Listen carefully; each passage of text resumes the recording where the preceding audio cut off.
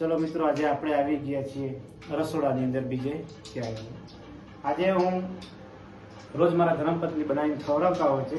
આજે મને ઈચ્છા થઈ કે હું એક સબ્જી બનાવું ને ઘરના બધા સભ્યો ખાય. ગુંદીનું નામનું વૃક્ષ તમને બધાને સાંભળ્યું છે. એના ફૂલ આવતા હોય છે માર્ચ એપ્રિલ મહિનાની અંદર. એના ફૂલ આવતા હોય છે જેની સબ્જી બહુ મસ્ત બનતી હોય છે.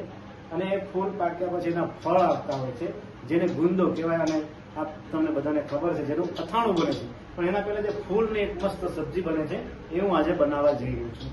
તો મિત્રો, આ જે છે એ આ જે ફૂલ છે ગુંદીના, આની સબ્જી બનશે. એની અંદર જરૂરિયાત પ્રમાણેનું આ મરચું તીખું લઈ લીધું છે મેં. સૂકા થાય તો મરચાં લીધા છે.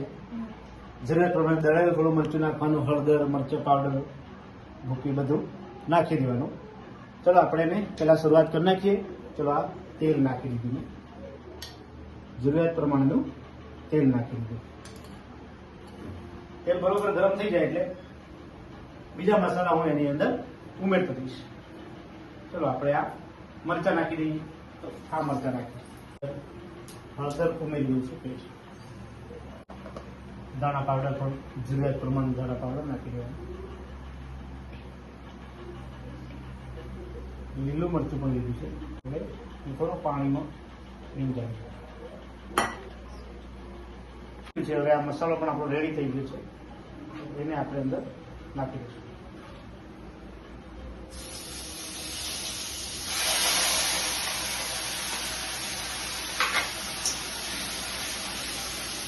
પાંચેક મિનિટ રાખવાનું, ઢાંકી દેવાનું, વ્યવસ્થિત મસાલા ગરમ થઈ જાય ત્યાં સુધી.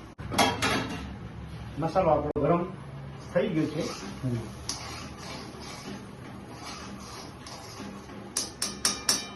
મસાલો બિલકુલ ચડી ગયો છે. હવે આપણે આ જે ગુંદો છે એને આપણે અંદર નાખીશું.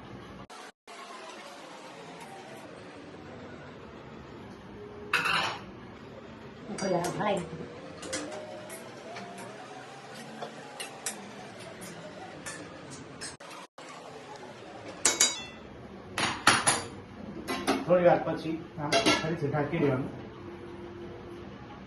ચલો મિત્રો, હવે આપણે જોઈ લઈએ. પાકી ગયું. હવે ચડી ગયા પછી આપણે એને જરૂરિયાત પ્રમાણે દહીં,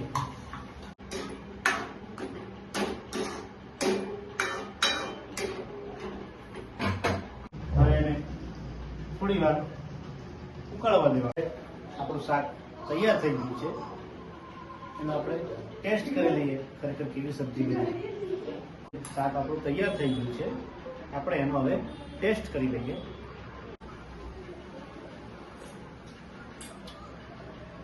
બહુ મસ્ત સબ્જી આવી છે. તમે પણ મિત્રો આવો અને આવી સબ્જી બનાવીને હું તમને ખવડાવું. મારો વિડીયો ગમ્યો હોય તો લાઈક કરો, સબસ્ક્રાઈબ કરો અને વિડીયોને શેર કરો. તો ચલો મિત્રો, હવે આપણે નેક્સ્ટ વિડીયોમાં મળીશું. Bye bye, thank you.